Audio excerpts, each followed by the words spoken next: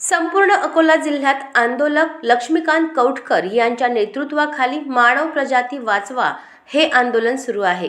येत्या 30 जानेवारी रोजी तीव्र आंदोलन करण्यात येणार असल्याचा इशारा लक्ष्मीकांत कौटकर यांनी दिला आहे। मात्र प्रशासन व वन्य विभाग हे त्याच दिवशी होणाऱ्या नरनाळा महोत्सवाच्या तयारीत मग्न असल्याने ग्रामीण भागात तीव्र असंतोष निर्माण झाला आहे। अकोट व तेल्हारा तालुक्यातील ग्रामीण भागात हिंसक वन्य प्राण्यांमुळे दहशतीचे वातावरण निर्माण झाले आहे। रात्री शेतात न गेल्यास रानडुक्कर, हरिण, नीलगाय, रोही आदी प्राणी शेती पिकांचे मोठ्या प्रमाणात नुकसान करत आहेत, तर शेतात गेल्यास वाघ, बिबट्या व अस्वल यासारख्या प्राण्यांकडून शेतकऱ्यांवर हल्ल्यांचे प्रकार घडत आहेत।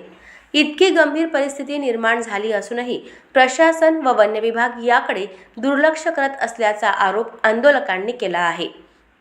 सध्या रात्री पिकांना पाणी देण्यासाठी एक मजूर व त्याच्या सुरक्षेसाठी 5 माणसे लागत आहेत।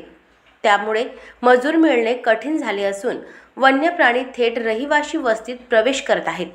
हा विषय अत्यंत गंभीर असतानाही मुख्य प्रश्नांकडे दुर्लक्ष करून नरनाळा महोत्सव साजरा केला जात असल्याने शेतकरी वर्गात तीव्र नाराजी आहे।